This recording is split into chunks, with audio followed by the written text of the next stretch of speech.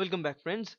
In this video tutorial we'll be learning 3-point cross linkage map. We have already talked about single crossover products, and also in this case we'll be looking at the double crossover and how double crossover and 3 gene linkage is making us difficulties in different ways. Now it may sound difficult, but if you uh, s- follow some certain rules, this part of the process is really easy actually. Okay, so let us work with me, and you take a page and paper and a pen. Sorry. Now you start doing and solving this problem with me. I hope it will help you to understand. So let us begin with some rules. Now before solving this particular 3-point cross linkage mapping, what we need to understand for this 3-point cross, actually it's a kind of dumb number 3 point. Actually there are majorly 2 point for this cross. Actually two double crossover can be seen in this case. So let us assume, let's say, take this color. So if we draw the basic line for this case, what we are seeing that so linkage again in this case is slightly different. That for example, let's say here we are having one gene, here another. So these are the two copies of this particular part. So here it is say A, B and C, three genes are linked, whether they are linked or not. But how can we get it? So let's say A, B and C like this. So if they are linked anyway, now there are two different ways. And so what are the different ways that they are having crossed over, and the information that are present between A, B and C can be matched? In this case there are ways like that. So we can have only one crossover between this A and B. So it's a single crossover. We can have a crossover at that point. So it's the first type of crossover. Second thing is that we can have crossover between B and C only. So it's the second thing. Or else we can have crossover between both at the same time. So same time. So this is how, these are the three different ways how can we get crossovers between these three different genes, right? So we need to consider all these products that we get from single crossover at between A and B, single crossover between B and C, and double crossover between both A and B and B and C. So if we get all these products, this single crossover for AB, single crossover between BC, and double crossover between AB and BC, if we get all these products, there are most possible way of getting 8 different products. So among the 8 products we'll be having parental products or parental type. We'll be having recombinant type, which will be recombinant will be different from the parental one, it's a new type. And also we'll be having many different recombinant and some parental one. Now among the recombinant we'll be having two of the recombinants will be having due to give rise for the single point crossover.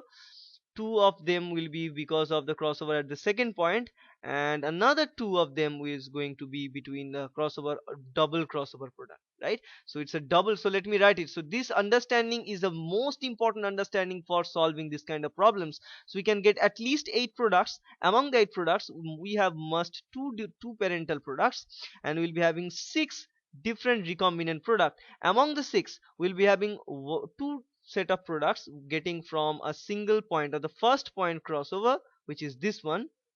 We can have two of them for the second point crossover, which is this one, and another two will be having for a double crossover. So this both of them are single crossover, but this third one, this two pair is this one pair is the double crossover product. So this understanding is very very important. So if once you get this understanding, it will be extremely easy for you to calculate and look for this problem, right? So this understanding is very important. Now second important thing I want to talk about is that you need to find out this parental product first. So the first rule is to find this parental pair out. So this is the first important criteria. After finding the parental product, you need to find this double crossover product. So this is the second important part. So these are the important steps. Just write it down in your notebook that you need to find these things. So remember, if you look at this question, what they provide us, they provide us some name of the genes. We don't bother about what they are providing, but what they are providing us the number of individuals in all this case. So you can see there are 3 genes, B, V and LG. Right now in this example, in my example I've taken only A, B and C, but in this case we are having 3 genes, B, V and LG. Right, these three are the genes. Now what we need to find is that how these 3 genes are placed. We need to figure that out. how they are placed. Just like here in this case we place that ABC, in similar way whether they are placed BVLG like that, or there are different ways of placing the genes. So we need to find that out. That is going to be the genetic map of ours. And the second thing we need to find is the distance between B and V, the distance between B and LG, the distance between B and LG, and all these things. So we need to find that out. And third thing is the COC, or coefficient of coincidence, right? So this is a slightly different thing, we'll be discussing it later, but let's find these two things out. Once you get the genetic map and the distance, you can easily calculate COC of that particular genes. Okay, so again in this case you can see that there are four different pairs, so 8 individuals are provided. Remember again, first important part is to find out the parental, second important part is to find out the double crossover, and after finding all of this, parental as well as double crossover, what we need to do, the third important step, is to compare them. So we need to compare the parental with double crossover product to finally get the position of the gene, right? So first you need to have a position, second you need to have the distance, right? So we'll be going sequentially in this case. Okay, so let's begin, and let's scroll it down a little bit. Okay, I think I can easily work like that. Okay, so let's begin. So let's first find out the parental product. Now in this case the parental type, so how can we find the parental one? Now this is again an empirical rule, is that in this whole different individuals, parental products are those which are having the highest number of frequencies, right? So in this case if we look at these different products, we can get the highest number of frequencies like this one 305 and 275. So these two, so this is the pair which we designate as the parental pair, right? So 305 and 27, so highest frequency parental pair. And the double crossover are going to be having the lowest frequency. So that's how we can find lowest frequency, and this is the highest frequency, right? So we get the parental, and the lowest frequency in this case are in this one 18 and 22. So these two, so let me take, so these two are double crossover products. So we find parental and double crossover. So first part is done.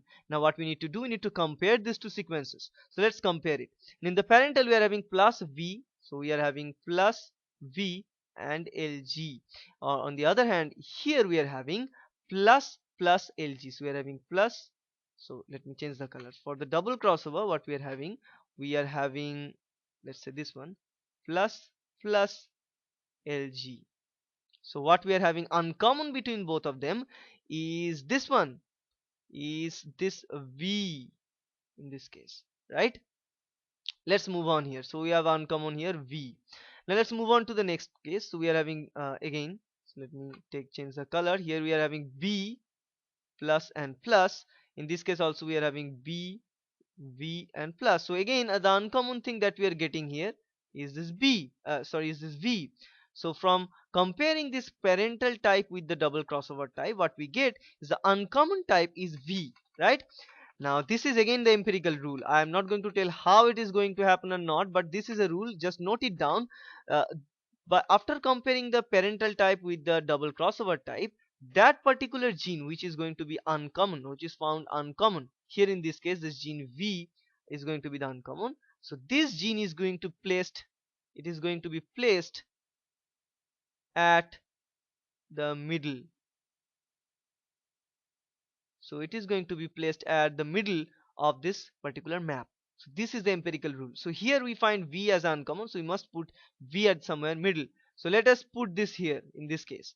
So let's put V at the middle. So if we place V in the middle, then what we'll be having left side, we are having plus here and we are having LG here. On the other strand, what we are having B plus and plus. So these are the parental types, right? So now if I draw this particular graph, this particular two genes like that, so we'll be having something like that. V will be the middle. So if we put V at the middle, so left side we are having B, small b, and the right side we are having LG. So the map that we want to construct should be like this: B, so let us put this map here, B, then V, then LG. So this is how these three genes are arranged. So we first get the answer of genetic map, We need to construct the map like that. So B, V and LG, this is how they are going to be placed. So we solve the first part. Now what we need to do, we need to make the distance, or take the distance between B and V and V and LG to finally get the distance between B and LG, right? So let's begin. So for the calculation of the distance, we need to look somewhere in these numbers and we to do a certain mathematical formulas like this case. Okay, so first of all, what we need to look, we need to look for whether this first point. So let's do now. So this is the first point crossover between B and V, and let's take another color. Let's say this blue one. Second price point cross between V and LG. So these are the 2 points. So this is the first point, this is the second point cross. Now if we get only first point cross, what kind of products we can get?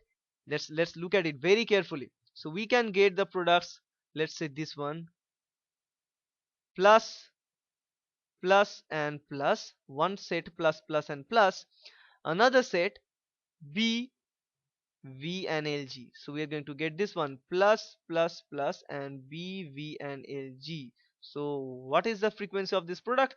Plus plus and plus, we are getting the frequency of 74, and B, V and LG, we get the frequency of 66. So here we'll be taking this one as well as this one out of this place, because they are generated due to the first point cross, right? So we get the value like that. So the distance, for the calculation of distance between B and V, we need to take account this particular frequencies.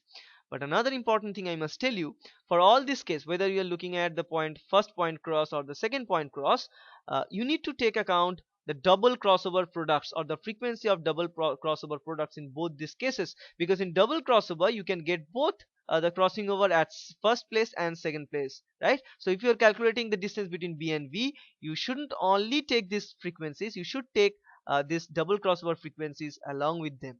And similarly, if you are calculating the distance between V and LG at the second point cross, now you should take the double crossover product along with the frequencies that are giving a rise by the second point cross, right? So in each case you should include the double crossover product. So that's a very very important concept. So now let's do it. So again, the distance simply is recombination frequency, and what we mean by recombination frequency is the number of individual recombinant individual divided by total number of individual, right? So we all know that total number of individuals, so we know that. So let's put it here. So here we are having, so let us scroll down a little bit. Sorry, it's okay. So here we are. So here what we can see, so let's look at it first, the double crossover product.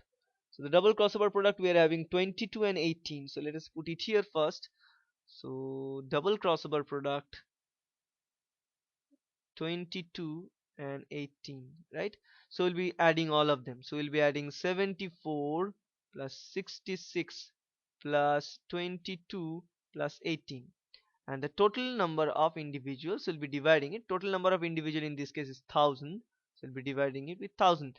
Now the answer what we get from here will be our result, right? So let me take a calculator here. Let us put calculator. So here it is. Okay, so let's put it. So the values that we get here is 74 plus 66 plus 22 plus 18, and if we divide it with 1000, what we get is 0.18. So this is going to be the answer. So 0.18. So this is the answer. Now if this is the answer, we need to calculate it in the percentage. So we must put 100. So if we percentage, it will be 18%, or what we can look at right here, 18 map unit or cm or centimorgan. Now again, I should tell you that this kind of data are always written as a map unit or centimorgan, because Thomas Hunt Morgan was the genius who blow all these things out, and who figured out how to do all these problems. For giving him tribute, we calculate all these things. So it should be calculated in this centimorgan or map units. Okay, so this is the first distance. Similarly, we can calculate the distance between the genes V and LG, right? So we have calculated the distance between B and V. So this is going to be the distance between, so let me take it. So this is going to be the distance between B and V, right? We get this distance. Now we'll be looking at the distance between V and LG. Similarly, what we need to construct here, we'll be just deleting some of the things here. So let me delete or erase some of these things. So here, let's say, yeah. So let's say delete this and delete this part also. Uh, Sorry for this. Okay, so we get it now. Okay, now here for the second part, what we need to calculate, we need to conduct this rest of the part. So let me erase this part again. Sorry for this inconvenience. So let me erase this one. Let's say, okay, so let's do it. So here we are having, for the second point cross, what will be the frequencies for the second point? If we are having cross between this particular place, what we are going to get from here, we are going to get from here is that plus V plus, so one product is plus V plus, another product is B plus LG. So B plus LG, so these are the product that we are going to get. Now what are the frequencies of the product? So let me write it here. So let us look at it. Plus V plus is going to be 112 and B plus LG is 128. So 112 and 128. So this is 112 and this is 128. So again in this case also we'll be considering not only this but along with this double crossover product. So again here will be 112 plus 128 plus 22 plus 18, and this is going to be our result. So what will be the answer for this case? We'll be putting somewhere here. So let us take the calculator again, and 112 plus 128 plus 22 plus 18, and we divide it. Sorry, it's a mistake. Anyways, let us clear all these things. 112 plus 128 plus 22 plus 18, and this one, now we divide it with 1000, we get 0.28. So the answer that we want to look for here is 0, so we get 0.28, or simply we get 28% or 28 centimorgan. Now the distance between, so we can tell the distance between V and LG, right? So V and LG is 28 centimorgan. So one is 18, another one is 28. Now the total distance between B and LG, so the distance between B and LG will be the distance between B and V and the distance between V and LG, right? So distance between B and V plus distance between V and LG. So the answer we are going to get is that 18 plus 28 equals to 46 cm, right? So let us take this as 46 cm. So this is going to be our answer.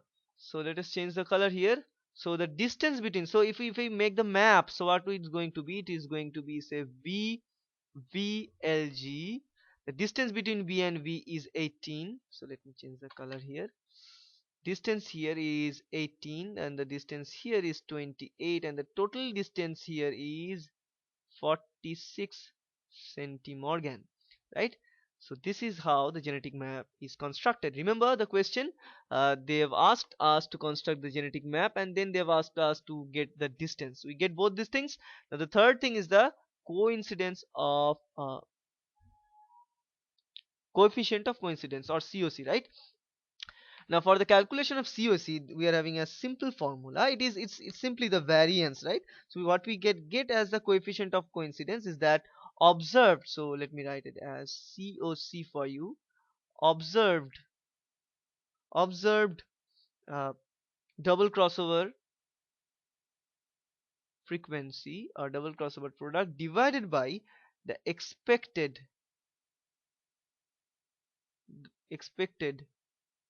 double crossover product, right? So this is going to be the frequencies, right?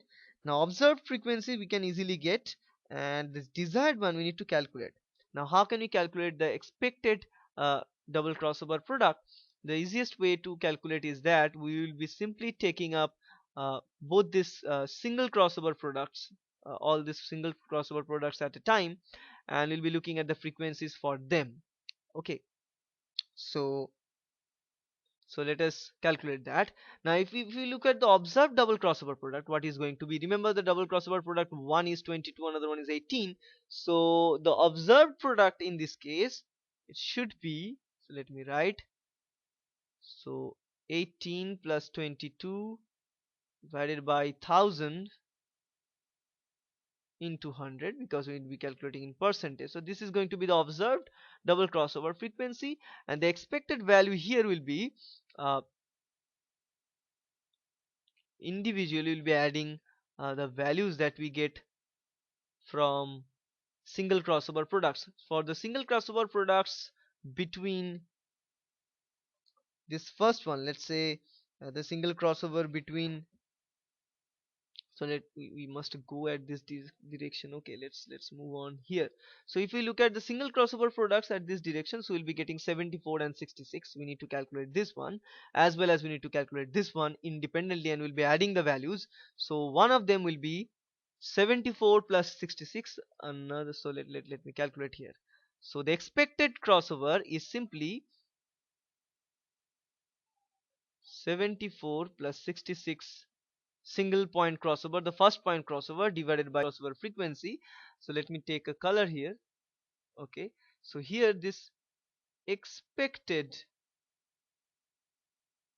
double crossover frequency, what we need to calculate, the first of all, the frequency at the first point multiplied by frequency of crossover at the second point. Remember, so if there is a B, V, LG, this is the placement. So first crossover between this B and V, and then the V and LG, this is the point 1, this is the point 2. So you need to take care of both of these individual frequencies, and you will multiply each other, right? Now in this case, I've already put these values.